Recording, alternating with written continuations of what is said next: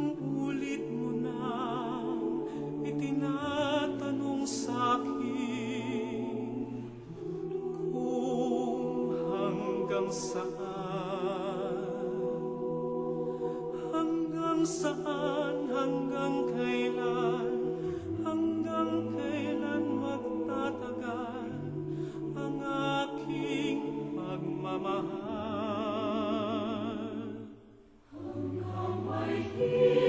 And alam naman ang lahat yan. When I talk from the heart. When I say something, I make sure that it's from my heart.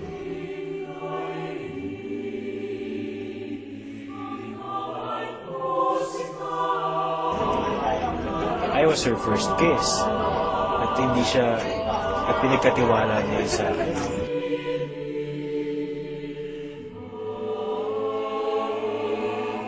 Iliwag mo sanang isipin, ikaw ay aking lilisanin. Di ko magagawang lumayo sa iyong piling. Reaction mo kay Bea? Reaction ko dito. Kinaya mo ba? Oh! Grabe, Sobra Bea. na. Laki na lang. Ang laki. Ang laki ng headline na yun. Grabe ka. Kung front page ka na, ganyang kalaki na si Bea ngayon. Diba?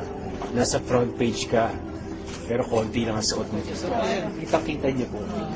Yan po, mga kapamilya, kahit mga kapuso na rin.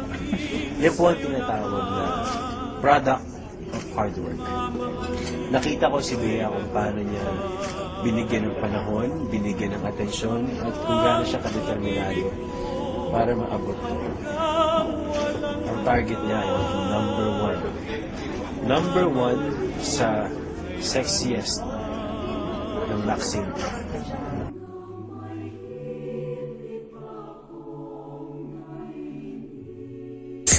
Hindi ko pa yata kaya mag-post sa men's magazine. Not because I'm against it, it's just that hindi pa ako ganun kakomportable sa katawan ko.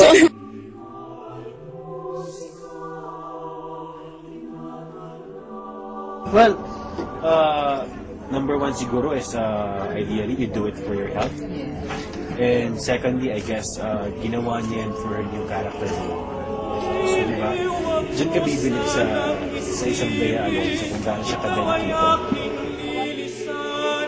Di ko magagawang lumayo sa iyong piling at nais ko malaman mo. Hindi siya kisising.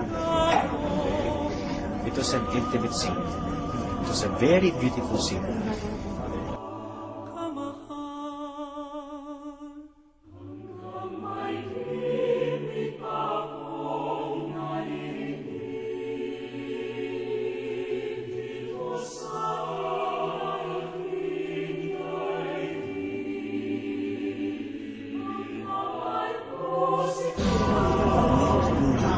Ayaw ko magpalipad ng saranggola.